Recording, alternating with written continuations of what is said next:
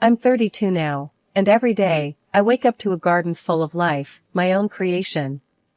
My house, a cozy little thing surrounded by blooms and greenery, was the last gift from my grandma. This place is more than just land and a building, it's a testament to a battle I've fought since I was a kid, a battle against my own blood. In our family, owning the local restaurant wasn't just a job, it was an identity, passed down like some sacred torch. My brother, Mike, he took to it like a fish to water. Me? I was the odd one out, the black sheep with her head stuck in the dirt. Literally, according to my folks and Mike. A gardener, they'd sneer, as if the word left a bad taste in their mouths. Dinner conversations were a minefield. Eva, look at ya, dirt under your nails at the dinner table. Ain't proper, Dad would grumble, his disapproval as heavy as his hand on the back of my chair. Mom would nod, her eyes darting between my hands and Mike's clean, expected ones. He's right, Eva. You're not a child anymore. It's time you started thinking about your future in the restaurant, not playing in the mud. Only Grandma got it. She was my harbor in the storm, the one person who saw the dirt under my nails, not as a sign of disobedience, but as a badge of honor. Let the girl be, she'd chime in, her voice calm, but firm against the rising tide of my parents' disappointment. She's got a gift, don't you see? All this, she'd wave a hand over the garden. It's not just dirt. It's life, it's passion. Grandma was the one who introduced me to the wonders of gardening. She'd talk about plants like they were old friends, each with their own quirks and needs. We'd spend hours in her garden, a place where I felt free, understood. She even took me to flower exhibitions, where I saw the possibilities of what could be created with just soil, seeds, and love. Look at this, Eva, she'd say, pointing at a particularly stunning display. You could do this, even better. You've got the eye for it, the heart. But back home, encouragement from Grandma was like a whisper drowned out by a shout. Mike and my parents saw my love for gardening as a phase, a childish hobby that I'd eventually outgrow. But I knew better. The feel of soil between my fingers, the thrill of seeing something grow from nothing, it was where I belonged. One day, as I was planting some new shrubs I'd picked out, Mike came out, leaning against the doorframe with that look of his. You really gonna do this forever? Play in the dirt like a kid? When you gonna get serious, Eva? I remember looking up at him, dirt smudged on my face, defiant. This is serious, Mike. More than you'll ever understand. He just shook his head, the same way they all did, and went back inside, leaving me to my childish pursuits. Despite their words, their looks, I couldn't give it up. It was more than just a passion, it was a part of me. And every plant that bloomed, every patch of earth that I transformed, was a silent victory. The day I told my family I wasn't gonna join the family restaurant biz, and instead dive into landscaping, you'd think I'd announced I was moving to Mars. Mom's face went all kinds of red, like a tomato ripe for the picking. Dad's, though, he just looked like he swallowed something sour. You're doing what now?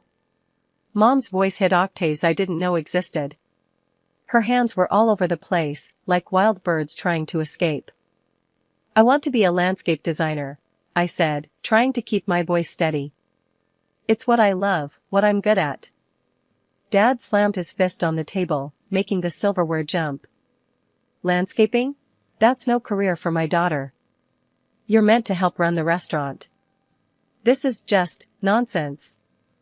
Their reaction was no surprise, but it stung all the same. That's when Grandma stepped in, her calm voice slicing through the tension. Now, let's all just take a moment.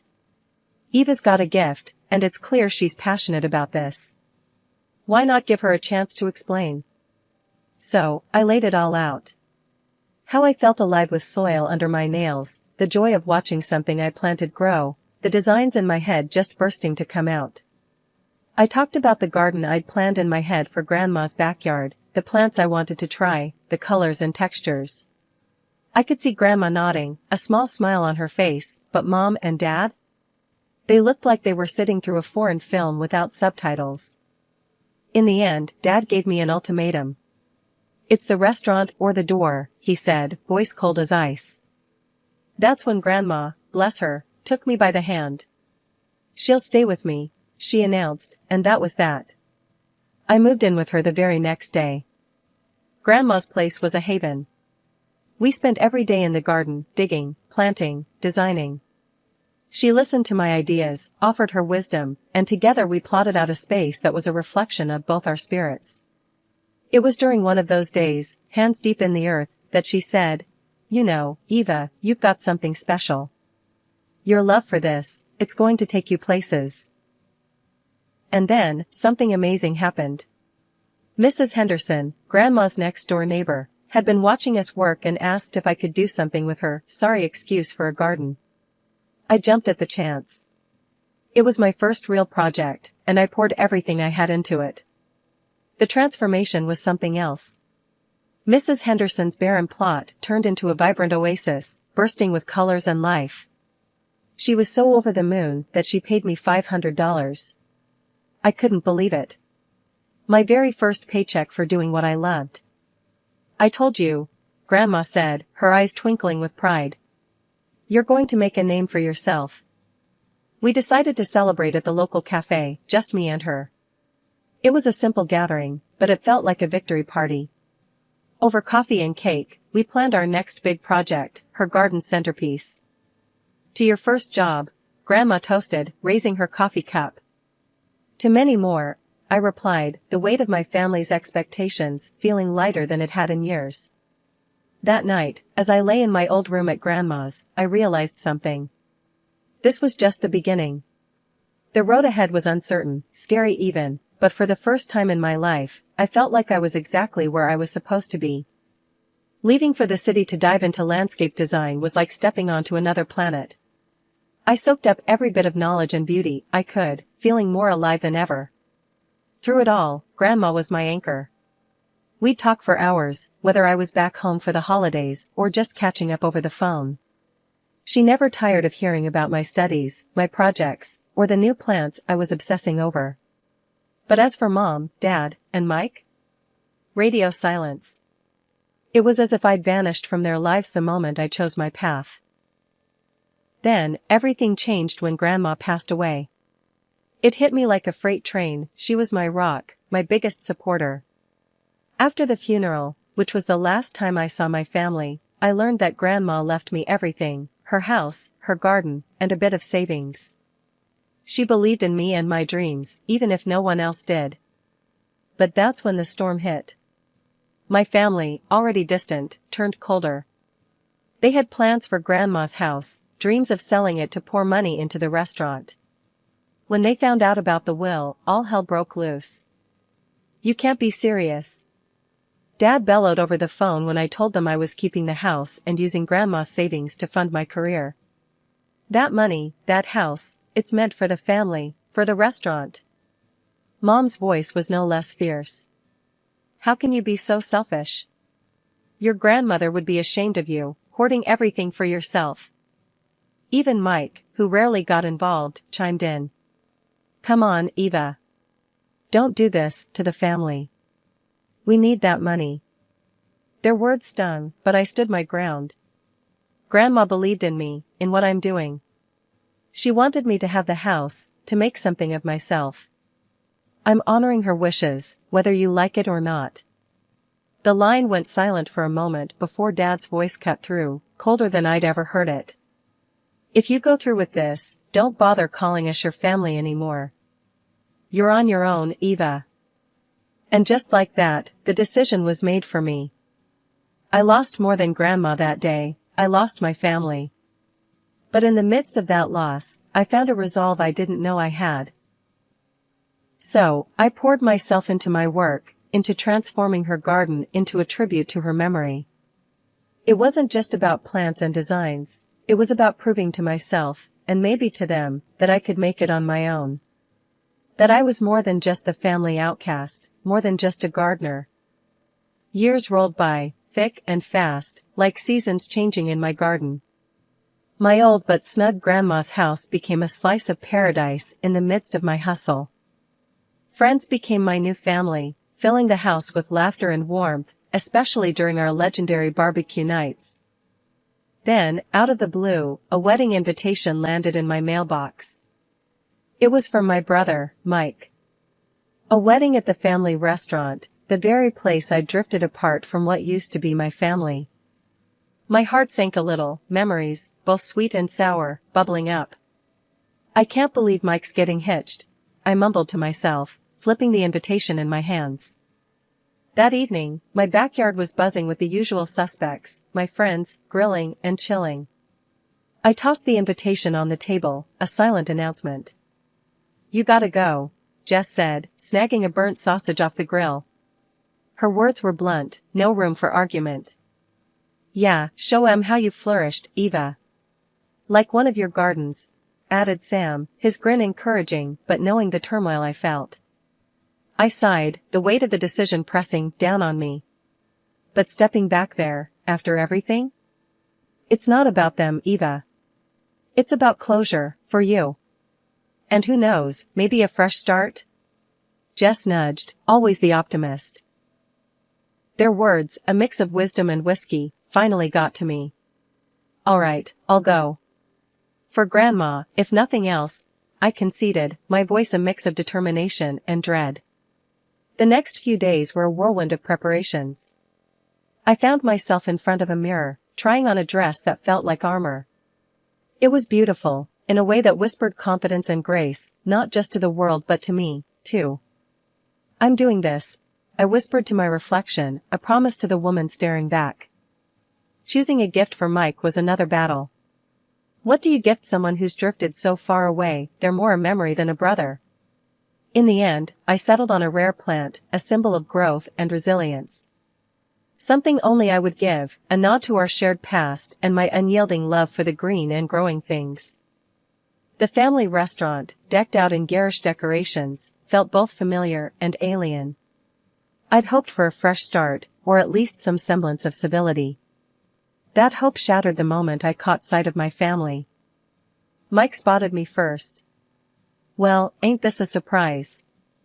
Thought you'd be too busy playing in the dirt to remember your only brother's wedding," he said, loud enough for a circle of guests to hear, his smirk wide and unwelcoming. I tried to keep my voice steady. "Congratulations, Mike. Wishing you both the best." My attempt at diplomacy fell flat, his smirk turning into a sneer. Mom and Dad were next, their expressions a mix of shock and disapproval. "Eva, you actually came. Thought you'd consider this too mundane for your exquisite tastes," Mom said, her voice laced with sarcasm, barely concealing her disdain. Dad's eyes scanned me from head to toe, his disappointment palpable.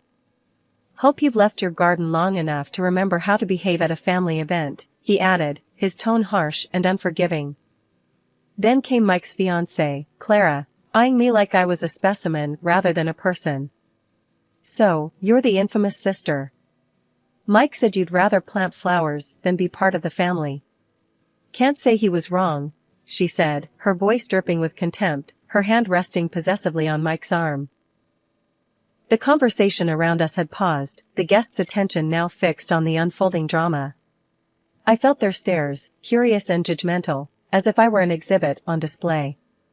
Trying to salvage some dignity, I responded, "Just wanted to wish you both happiness. That's all." But the barbs kept coming. "Make sure you don't dirty up the place, Gardner. Wouldn't want the guests thinking we let just anyone in," Mike quipped, the guests around him chuckling uncomfortably. Feeling smaller by the second, I was directed to a table in the corner, away from the family, away from any semblance of belonging.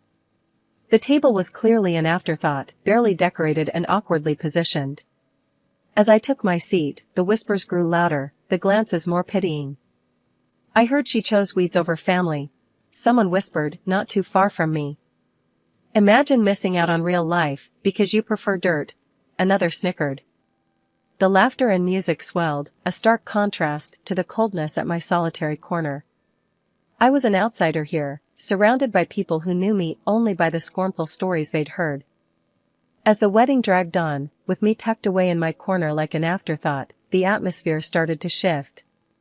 The night was filled with the usual wedding fare, dancing, toasts, and a bit too much alcohol for some. Yet, amidst the revelry, an unexpected moment of redemption emerged, catching me off guard. It happened just as I was contemplating making my quiet exit, unnoticed and unmissed. The mayor of our town, a guest of honor due to his ties with the bride's family, took to the stage for his speech. His presence was a big deal, lending a certain prestige to the event. I'd met him a few times professionally, given my work on several city park projects, but I doubted he'd remember me. "Ladies and gentlemen," he began, his voice commanding attention. The room hushed, glasses pausing mid-air as everyone turned to listen. As he spoke about community and coming together, his gaze suddenly found mine. He asked Mike and his fiancée with a puzzled look, "Why's the famous landscape designer sitting all by herself like she's been put in timeout?" Mike and Clara glanced at each other, clearly clueless. That's when the mayor pointed straight at me. You could have heard a pin drop. My family looked like they'd seen a ghost. The mayor beckoned me over. "Folks, we're lucky tonight. Right here, we've got the talent behind our city's most beautiful parks. Not to mention, she's just snagged a cool 300 grand from the city for her next project."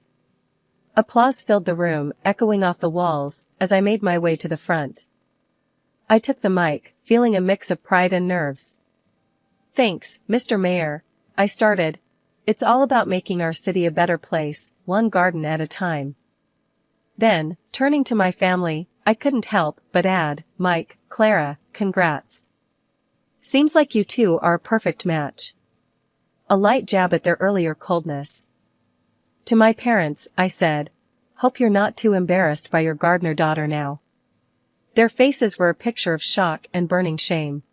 The room was buzzing, whispers spreading like wildfire. I could feel the shift in the air, the looks of surprise and newfound respect from the guests. I returned to my table, no longer the outcast, but the evening's unexpected star. The mayor and a few other city bigwigs joined me, their interest genuine. The night took on a new flavor, conversation swirling around future projects and the sudden spotlight on me.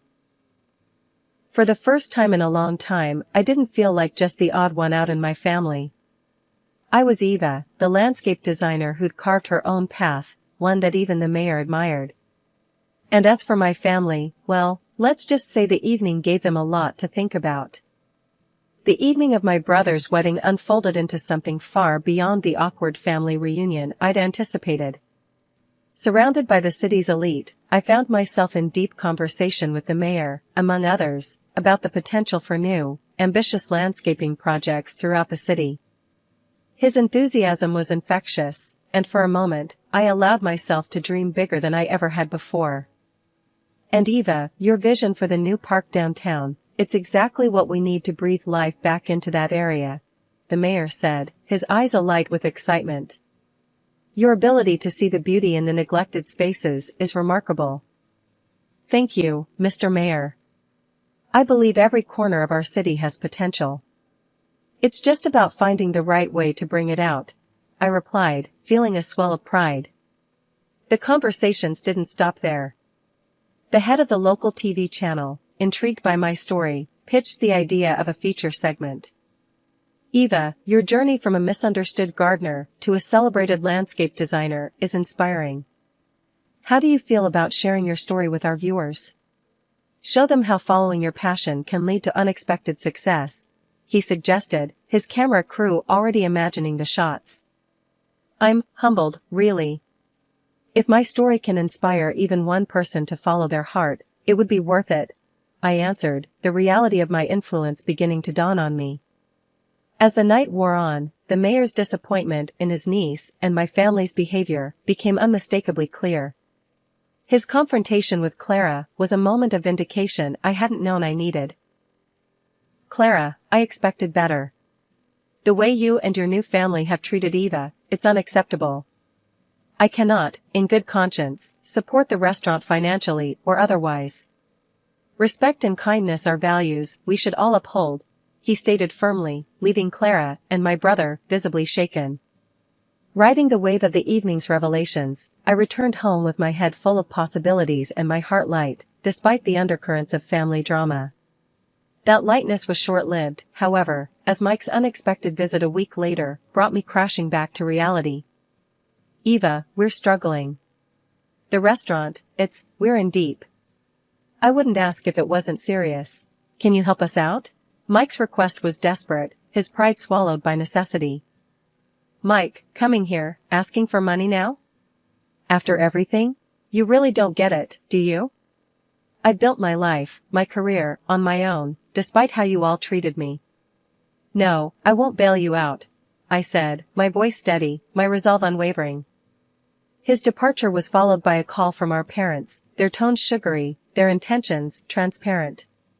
"Eva, sweetheart, we've been thinking about you. How successful you've become. We're so proud. Maybe you could share a bit of that success? Help the family business?" They cooed, their words dripping with insincerity. "You think you can ignore me, belittle my passion, and then when I make something of myself, you call to ask for money? I'm doing well, thanks for finally noticing. But I won't be your safety net." "Goodbye," I replied, hanging up with a mix of anger and liberation. The chapter of seeking approval from those who'd never understood me was closing. Ahead lay a path filled with potential, paved by my own achievements and the respect of those who truly valued my work. Life, as they say, has a funny way of coming full circle. While I was out there, laying down roots in more ways than one, my family's restaurant was crumbling, brick by metaphorical brick. Turns out, the lavish lifestyle and the illusion of prosperity my parents and Mike were so keen on maintaining was just that, an illusion. They hadn't been investing back into the business. Instead, they were burning cash on fancy toys and flashier ways to show off. When the restaurant finally went under, it took them down with it, drowning in a sea of debt and broken dreams. Mike's marriage didn't survive the fallout. Clara, who had married him thinking she was getting the future king of the local dining scene, wasn't about to stick around for the downfall. She left, leaving him to wallow in the mess that was now his life. No restaurant, no wife, just a heap of debt and regret. On my end, though, things were blooming beautifully. Orders were rolling in non-stop. The mayor's office had me on speed dial, wanting to greenify every corner of our town. And it wasn't just them, private clients wanted a piece of the magic too. My calendar was a colorful mess of appointments, projects, and meetups with some of the most fascinating folks you'd ever meet. The TV spot aired, and suddenly, I wasn't just the local gardener made good, I was a story, a beacon for anyone daring to dream differently. People loved it, flooding my social media with support, sharing their own stories of chasing dreams no matter the odds.